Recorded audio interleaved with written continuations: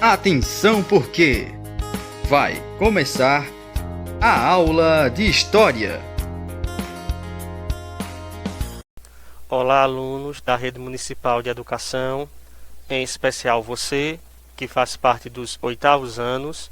Eu sou o professor Adriano e hoje nós teremos mais uma aula de História, então contamos com a sua colaboração. Quem porventura aí está sem os materiais, corre, pega caderno, caneta, lápis, enfim, os materiais necessários para vocês fazerem possíveis anotações no decorrer da aula, beleza? Então contamos com a sua colaboração e vamos lá para mais uma aula de História. Nós vamos hoje, gente, falar sobre os caminhos até a independência do Brasil. O Brasil, como vocês sabem, durante muito tempo aí foi colônia de Portugal e os brasileiros, gente, os colonos, eles tinham um sonho de conseguir a tão sonhada independência, de se desvincular ali de Portugal. Então nós vamos ver aí como foi esse processo, tudo o que aconteceu aí para o Brasil conseguir a tão sonhada independência, beleza? O processo de independência do Brasil foi influenciado por diversos movimentos e descontentamentos coloniais, pelos princípios iluministas e liberais e pela ascensão da Inglaterra como potência industrial. Então, gente, na história, você não vai encontrar nenhum país que conseguiu a independência, a tão sonhada independência, de forma pacífica. A gente vai ver isso no caso da América Espanhola e vamos ver isso aqui no nosso caso também, no caso do Brasil. Para que o Brasil conseguisse a tão sonhada independência, houveram conflitos, houveram revoltas no nosso país. Dentre essas revoltas, nós podemos destacar duas. A Conjuração Mineira, que aconteceu ali em Minas Gerais, que teve como influência as ideias iluministas e que teve como figura importante o Tiradentes, Joaquim José da Silva Xavier, o tão famoso Tiradentes. Então, aí a Inconfidência Mineira foi uma revolta que tinha como um dos principais objetivos, se não o principal, conseguir a tão sonhada independência do Brasil. Outra revolta que aconteceu também, tentando ali se desvincular de Portugal e conseguir a tão sonhada independência, foi a Conjuração Baiana, que, como o nome deixa bem evidente, aconteceu na Bahia e que teve como participantes as pessoas pobres, principalmente ali os alfaiates. Tanto é que a Conjuração Baiana também é conhecida como Revolta dos Alfaiates. Então, tanto a Conjuração Baiana como a Inconfidência Mineira, gente, foram revoltas onde os colonos, onde os brasileiros queriam se desvincular de Portugal, queria a tão sonhada independência, queria que a colônia passasse agora a andar com os próprios pés, sem mais ser explorado e dominado pelos portugueses. Beleza, gente? Então, nenhuma independência a gente vai encontrar na história, nenhum país que conseguiu ser independente, isso aconteceu de forma pacífica, não, em paz. Normalmente aí acontece revoltas, conflitos, mortes, para que um país ele consiga a tão sonhada independência, e é o caso aqui do Brasil. Ok? Vamos agora falar sobre a família real na América portuguesa. O que é que acontece, gente? Nessa época aí, uma das principais economias do mundo era a Inglaterra. E a Inglaterra não se dava muito bem com a França. Inclusive, já tinha havido conflitos entre esses dois países. Para prejudicar a Inglaterra, o Napoleão Bonaparte ele acaba criando o bloqueio continental. O que foi o bloqueio continental? Foi um decreto onde nenhum país da Europa poderia ter alguma relação comercial com a Inglaterra. Se esse país desobedecesse o bloqueio continental, ele seria penalizado. Então, o Napoleão Bonaparte, esse francês, ele cria o bloqueio continental com o objetivo aí de prejudicar os ingleses. Se algum país desobedecesse o bloqueio continental, ele seria penalizado, Então, os países ali da Europa não poderiam ter nenhuma relação comercial com a Inglaterra. O que é que acontece? Portugal pelo fato de ter uma boa relação com a Inglaterra, descumpre o bloqueio continental. Não obedece às ordens do Napoleão Bonaparte. Ok? Então, o Portugal descumpre essas ordens, descumpre essas medidas criadas pelo Napoleão Bonaparte. O que é que acontece? Quando Napoleão Bonaparte fica sabendo, né, que os portugueses descumpriram o bloqueio continental, não obedeceram às ordens do Napoleão Bonaparte, Napoleão Bonaparte se junta com o seu exército para invadir Portugal. Eles ali fazem um plano para invadir Portugal. Só que a família real portuguesa, com medo do exército de Napoleão, que realmente nessa época era um dos exércitos mais temidos do mundo, então a família real portuguesa, com medo do exército de Napoleão Bonaparte, foge às pressas, sai às pressas de Portugal, com medo de Napoleão e seu exército, com destino à colônia, com destino ao Brasil. Então, nessa imagem aqui, a gente pode ver essa viagem, né? Essa fuga que aconteceu aí às pressas, né? A família real, o Dom João VI, o Dom Pedro, enfim, a corte real portuguesa, eles saem às pressas com medo do exército de Napoleão, deixam ali Portugal e vêm para a colônia, vêm para o Brasil. Então, essa vinda da família real para o Brasil acabou mudando a história, tanto de Portugal como do nosso país, que a gente vai ver aí mais na frente. Beleza? Aqui, duas informações importantes. Ó. Você sabia? Após quase 3 meses navegando pelo mar, a família real portuguesa chegou ao Brasil exatamente na cidade de Salvador. Então, a família real portuguesa sai às pressas com medo de Napoleão Bonaparte e chega no Brasil, depois de aproximadamente ali 3 meses de viagem, né, navegando. Essa viagem foi feita pelo mar e eles chegam no Brasil, ali na cidade de Salvador. Só que meses depois, o que é que a família real faz? A família real sai de Salvador e vai ali para o Rio de Janeiro. Ok? Essa imagem aí aborda a família real no Brasil, na chegada da família real, né, dos portugueses aqui na colônia, né, no Brasil. Quando Dom Pedro, Dom João VI, enfim, a corte portuguesa chega ao Rio de Janeiro, isso aí foi muito importante para os cariocas, porque a família real no Rio de Janeiro trouxe uma melhoria muito grande para as pessoas daquela localidade. Muita coisa mudou no Rio de Janeiro com a chegada da família real na cidade. Aqui a gente pode destacar algumas coisas que foram criadas, algumas realizações do Dom João VI naquele local. Criação da Casa da Moeda, instituição de órgãos públicos, o Banco do Brasil, a reestruturação urbana e administrativa da colônia. O Dom João VI ele ordena a criação, gente, a construção do Jardim Botânico, do Teatro Real, da Academia Militar, da Academia Real de Belas Artes, Biblioteca Real, o Correio Régio, além das escolas de medicina que foram criadas ali, tanto na Bahia como no Rio de Janeiro. Então, essa mudança, gente, da família real de Salvador para o Rio de Janeiro foi muito benéfica, porque muita coisa mudou, né? Muita coisa ali se desenvolveu e se modernizou ali na cidade do Rio de Janeiro. Ok? Então, aqui, como eu falei, a gente pode ver algumas realizações, algumas coisas que foram criadas ali pelo Dom João VI. Beleza? O que é que acontece, pessoal?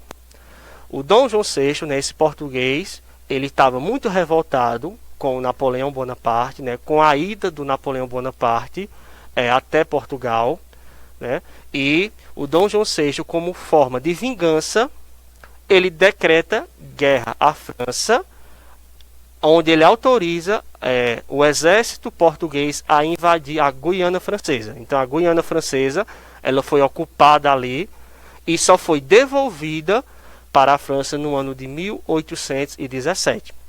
Então, isso aí, o Dom João VI, ele autoriza a invasão da Guiana Francesa como forma de vingança por tudo aquilo que o Napoleão Bonaparte, que os franceses tinham feito ali com Portugal, né? Invadir o território português ao ponto de com medo, a família real portuguesa ter que fugir para a colônia, ter que fugir para o Brasil. Ok, gente? Outra coisa que aconteceu também muito importante nesse período foi a chamada Revolução Pernambucana de 1817. Como o próprio nome deixa bem evidente, né? Essa revolução aconteceu no nosso estado, aconteceu aqui em Pernambuco. E nenhuma revolução, gente, acontece sem uma causa. Ninguém vai acordar de manhã, teve uma noite de sono ruim e vai querer fazer uma revolução, uma guerra. Não. Se tem uma revolução, se tem um conflito, se tem uma guerra na história, é porque tem um motivo, tem uma causa. Quais foram as causas que levaram a acontecer a Revolução Pernambucana? Algumas decisões tomadas pelo governo português. Muitas medidas impostas pelo governo português revoltou muito os colonos, né? Os brasileiros, principalmente ali os pernambucanos.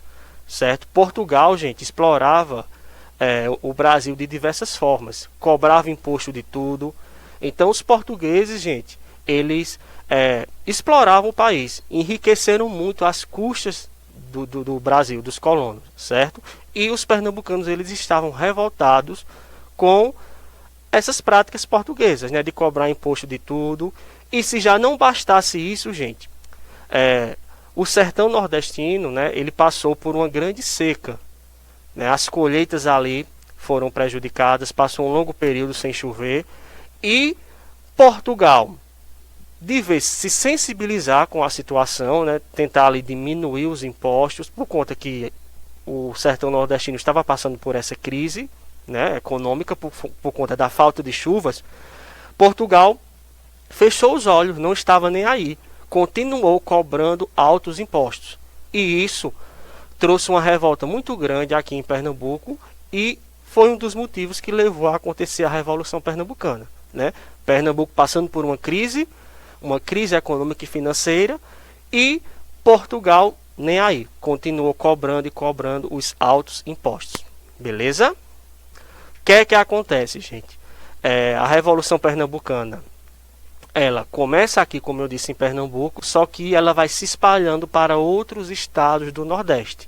Então chega ali no Rio Grande do Norte, Alagoas, Paraíba, todos esses estados ali estavam revoltados com Portugal, estavam revoltados com a metrópole, porque Portugal explorava explorava a colônia de diversas formas, certo? Então os brasileiros estavam revoltados e não queriam mais ter ali nenhuma relação, nenhum contato ali com os portugueses. Então começa essa revolta no nosso estado, depois vai se espalhando para outros estados do Nordeste. E como é que termina a Revolução Pernambucana, gente? Os revolucionários pernambucanos, eles foram cercados e derrotados pelas tropas reais portuguesas. Então é assim que termina a Revolução Pernambucana, certo? Então lembre-se, essa revolução aconteceu porque as práticas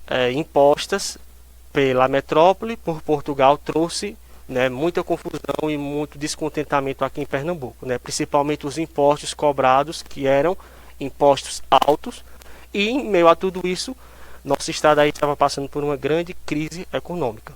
E a gente não pode esquecer também, né, que assim como a Conjuração Mineira e a Conjuração Baiana, que eu falei anteriormente, a Revolução Pernambucana tinha como um dos objetivos tentar conseguir a tão sonhada independência, né? Tentar ali se desvincular os brasileiros ali de Portugal. Beleza? O que é que acontece aqui, gente? Ó, nós vamos falar agora sobre a volta de Dom João VI a Portugal. Ok? Depois que Napoleão Bonaparte invade Portugal, destrói muita coisa ali, acaba prejudicando Portugal, ele volta para a França, né? Quando ele volta, Portugal estava destruído, gente. Portugal estava destruída, né? E os portugueses, eles ficaram sem saber o que fazer, né? Porque quem estava no poder fugiu com medo para o Brasil. Napoleão Bonaparte sai de Portugal e deixa uma desolação, uma destruição muito grande ali no solo português. Então o que é que acontece? os portugueses, né, eles começam ali uma revolução que ficou conhecida como a Revolução do Porto, porque começou ali na cidade do Porto, e também ficou conhecida como Revolução Liberal de 1820, porque foi uma revolução que aconteceu nesse ano aí, de 1820. O que é que acontece? O principal objetivo dessa revolução, gente, os portugueses, eles queriam a volta da família portuguesa real, né, ali para Portugal, porque não tinha mais por que eles estarem no Brasil, sendo que Napoleão Bonaparte já tinha ido embora.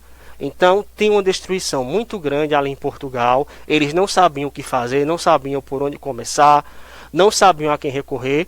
Então por isso que acontece essa Revolução do Porto, né? Eles pediam a volta de toda a família real para Portugal, que a família real deixasse o Brasil, porque não tinha mais por que estar aqui na colônia, né? Se eles fugiram com medo de Napoleão, Napoleão tinha ido embora, já tinha deixado Portugal, então não tinha por que continuar aqui no Brasil. Então eles exigiam a volta da família real ali para Portugal. Só que o que é que acontece? Enquanto Portugal exigia a volta da família real para lá, os brasileiros, né, aqui na colônia, os colonos não queriam que a família real voltasse para Portugal. Então a família real ficou naquele dilema. Poxa, eu vou e deixo os brasileiros tristes, ou eu fico e deixo os portugueses revoltados. Então o que é que Dom João VI faz? Ele decide o seguinte: parte da família real iria voltar para Portugal para ajudar lá na reconstrução, né? Portugal estava muito destruída por conta do ataque de Napoleão, e o Dom Pedro iria ficar aqui na colônia, iria ficar no Brasil. Então ficou estabelecido isso.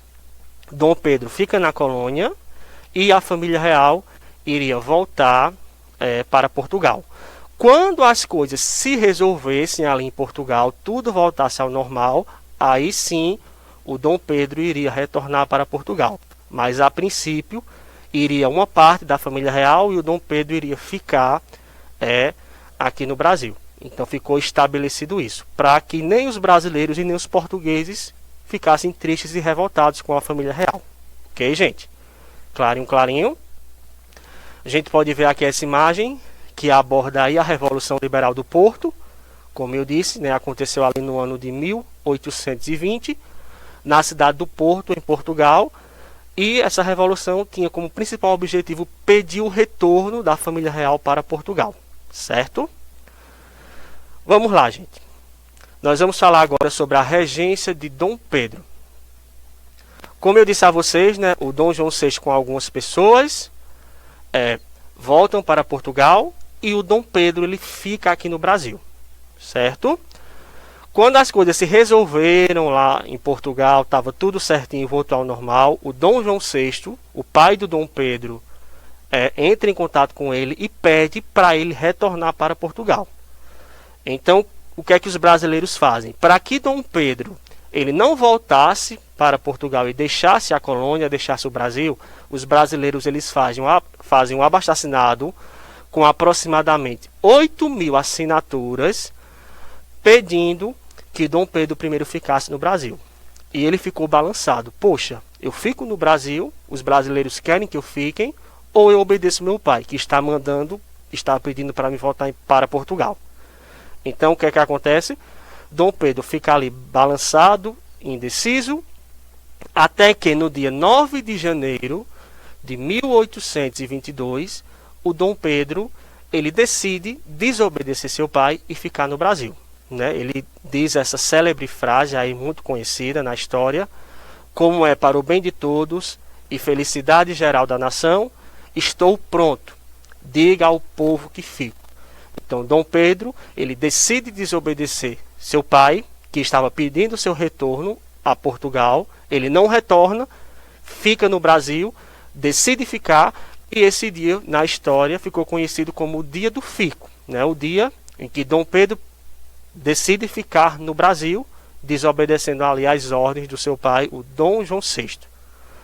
Quando Dom Pedro decide ficar no Brasil, é formado ali um novo gabinete.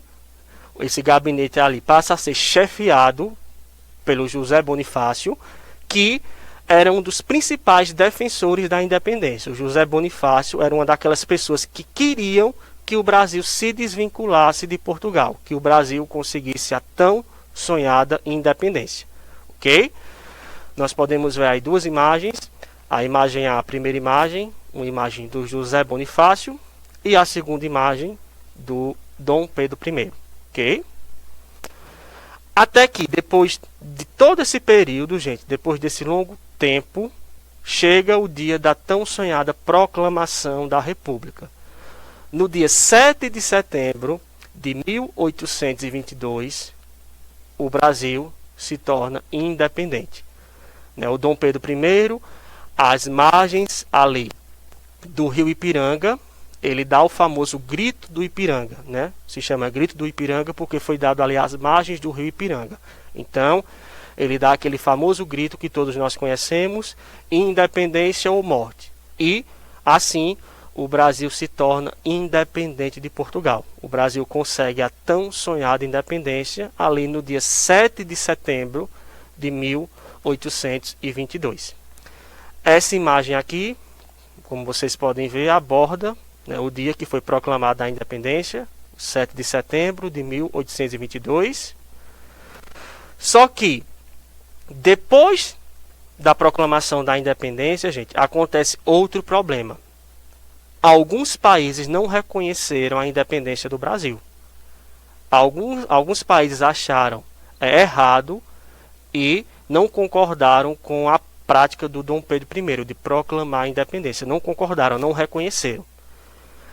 Os países que reconheceram a independência do Brasil, gente, foram os Estados Unidos e a Inglaterra. Já Portugal não reconhece.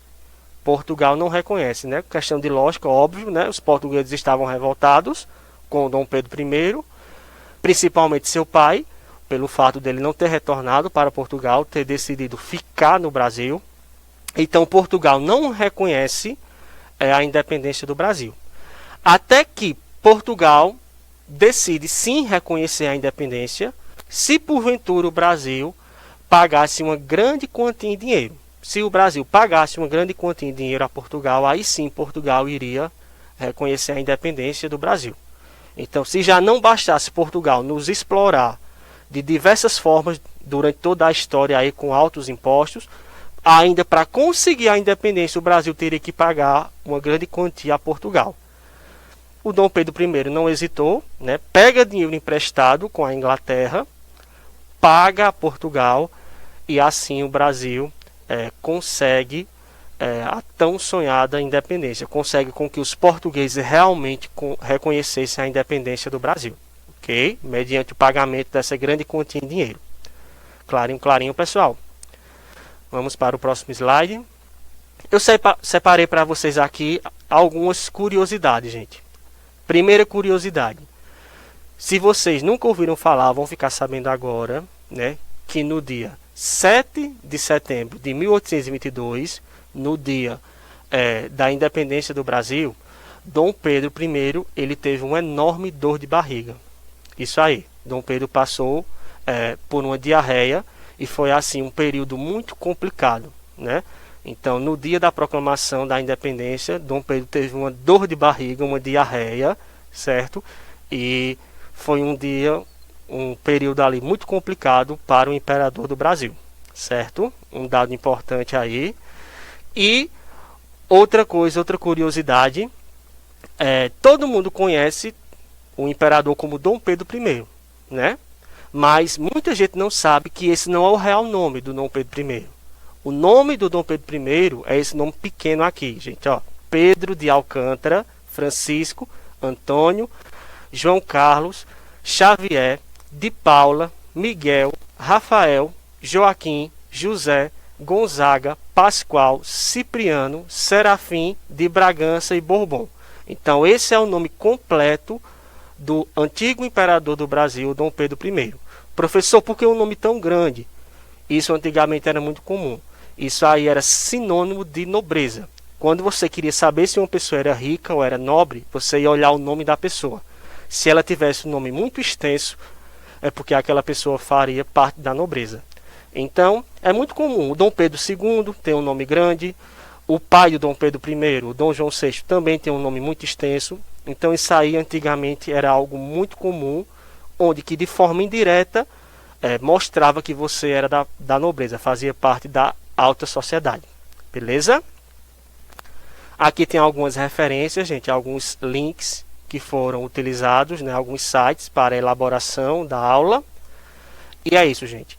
Obrigado pela participação de vocês. Espero ter aí contribuído de alguma forma com a aprendizagem. Fiquem com Deus e até a próxima aula. Tchau, fui!